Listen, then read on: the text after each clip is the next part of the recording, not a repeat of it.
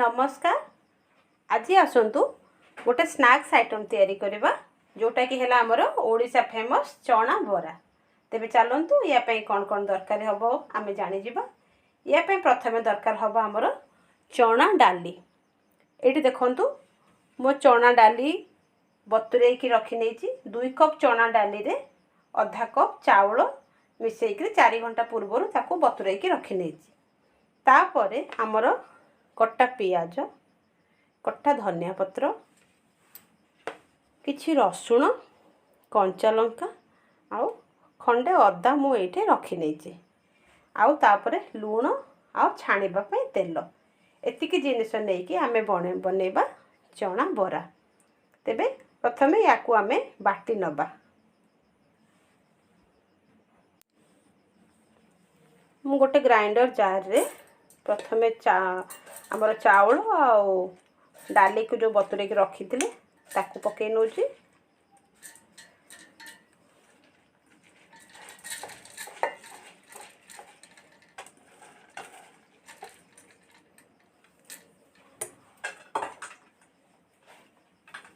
तापरे रसुण को दे दोची किछि कंचा लंका को भी दे दबा आउ किछि धनिया पत्र को मध्य दे देबा बाटी दबा। आउ कटा अदा को भी आ भितर आमे दे देबा। एइठे आमे दरकार मुताबिक लूण भी पके नबा। चलंतु याको आमे बाटी नबा। तेबे चलंतु आमे प्रस्तुत कर नबा हमर चना बरा। मु एठे गोटे कड़े बसई नेछि। कड़े गरम हो गलानी। तापरे आमे रिफाइन तेल दे दबा।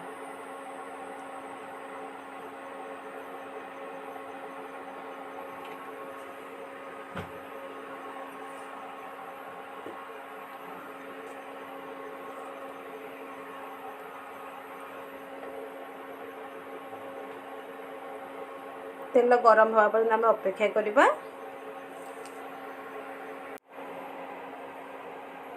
बाटिला परे देखंतु मु याको दरदरा खंड करके बाटी नहीं पूरा चिकन करनी। तापरे या परे पियाज धनिया पत्र आउ स्वाद मुताबिक लूण मु पकई नहीं। याकू एबे आमे भल से गोलई नबा।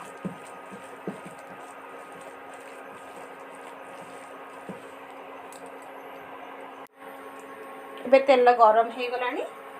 आमे छोट छोट बरा आकार छाणी नबा।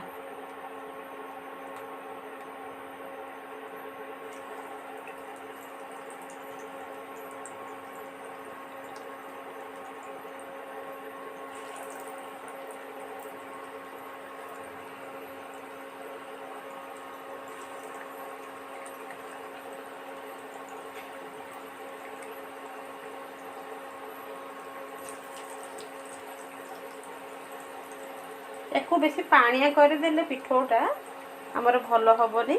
टिके टाण टाण करके बाटिया को पड़ो।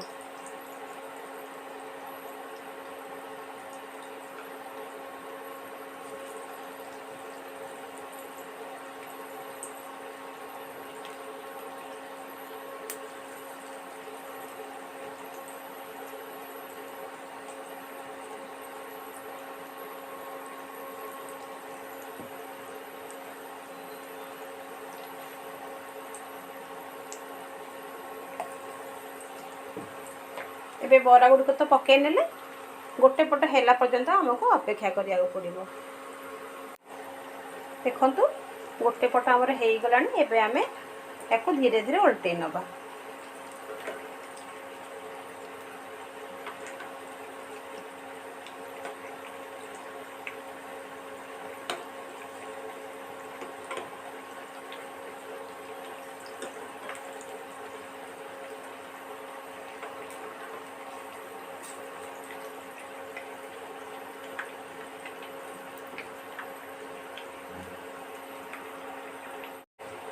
देखंतु हमर चना बरा गुड़िक हो गलानी। एबे आमे याकू गोटे प्लेट को बाहर कर नबा। देखंतु प्रस्तुत हो जाइए हमर चना बरा।